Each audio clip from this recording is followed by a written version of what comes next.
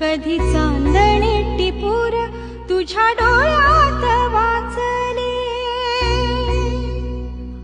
कधी उतरला चंद्र तुझ्या माझ्या अंगणात, स्वप्न पाखरांचा थवा विसावला उंजळी.